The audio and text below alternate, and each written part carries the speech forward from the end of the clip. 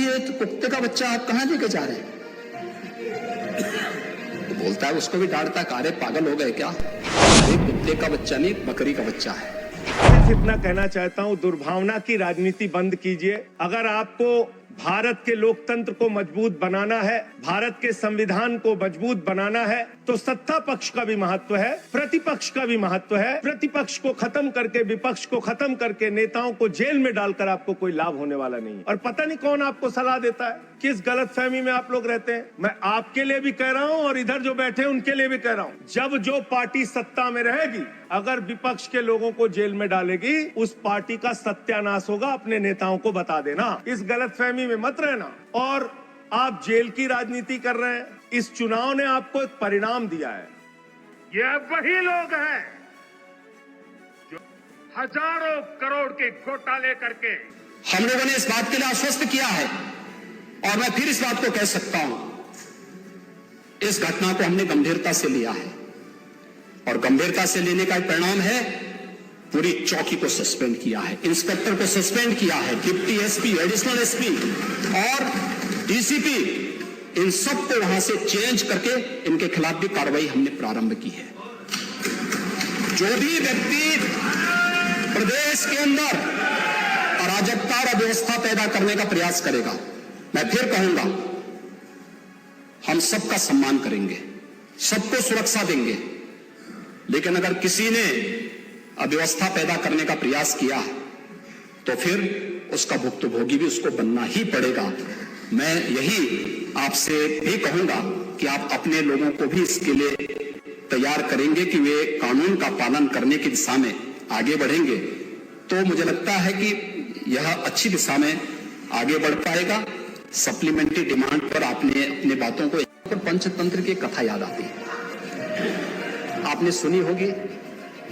4 ठग थे, एक किसान एक बकरी लेकर के जा रहा था, तो चारों ठगों ने कहा कि इस किसान से बकरी कैसे ली जाए। बोले कि भाई ये कुत्ते का बच्चा कहां लेके जा रहा है। तो एक वो किसान बेचारा अपनी बकरी के बच्चे को कंधे में रख करके लेके जा रहा है, तो पहले ठग के पास से गुजरता तो बोलता, अरे काका ये सब क्या ले जा रहा है, ये कुत्ते के बच्चे को अपने कंधे में लेके क्या जा रहा है। किसान बोलता, अरे धूर्त कहीं के, ये कुत्ते का बच्चा नहीं, बकरी का बच्चा है। वो हंसते हुए चुप हो जाता है। आगे अगले चौराहे पे जाता दूसरा ठग, अरे काका ये तो कुत्ते का बच्चा आप कहां लेके जा रहे हैं।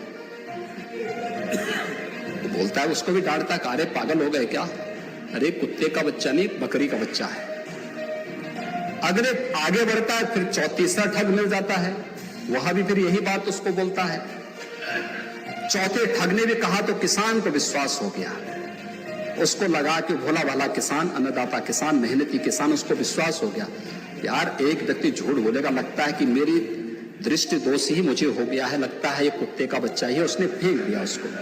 चारों ठगों का काम पूरा हो गया और चुनाव में खटाखट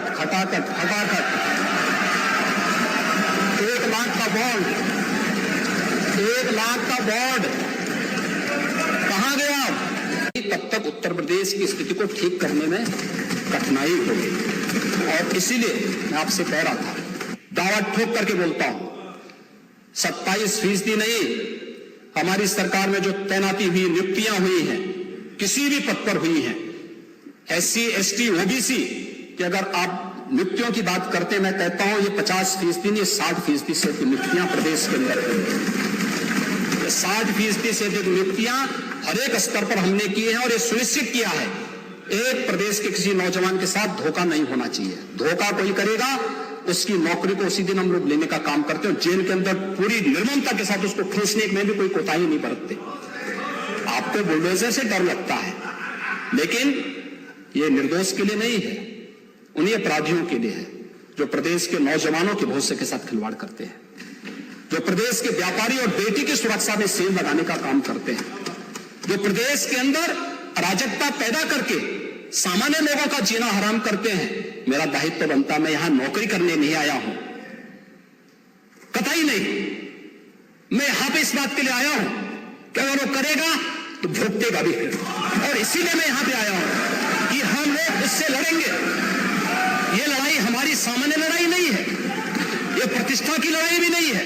मुझे प्रतिष्ठा प्राप्त करनी होती तो मुझसे से ज्यादा प्रतिष्ठा अपने मठ में मिल जाती है, कोई आवश्यकता नहीं मेरे लिए। लेकिन इस प्रकार के गुमराह भरे तथ्यों को लेकर क्या बातें हैं आप लोग बोलते हैं, इस प्रकार के अनावश्यक बातों की तरफ आप ध्यान आप इस प्रकार की चर्चाएं करते हैं। लेकिन मैं कहना चाहूंगा, और अंत में मैं केवल एक ही बात कहना चाहूंगा, एक काट की हंडिया बार बार नहीं चढ़ने वाली है, तो उसका समय पूरा हो गया है, अब नहीं चलने वाला है। और इसीलिए हम लोग तो इस बात के पक्षधर हैं, और वह ये मैं फिर भी आपसे आप लोगों से कहूंगा, आपसे नहीं, आप तो बड़े बुजुर्ग हैं, वयोवृद्ध हैं, पूरे मैं दोनों पक्षों से कहूंगा कि पांडे जी जैसे लोगों को सम्मान मिलना ही चाहिए, क्योंकि वो पीढ़ी लगभग अपने ढलान की तरफ है और मुझे लगता है उन्हें हर प्रकार का सम्मान मिलना चाहिए। लेकिन हम लोग जो भी योजना बनाते हैं यह धरती पर पांव रख करके बनाते हैं, व्यवहारिक जगत का। मैं आपकी बात को इसलिए सुन रहा था, मैंने एक भी बार आपको डिस्टर्ब इसलिए नहीं किया क्योंकि मैं जानता था कि आप जमीन पर रह करके सारी बातों को यहां व्यवहारिक स्तर पर बोलते हैं।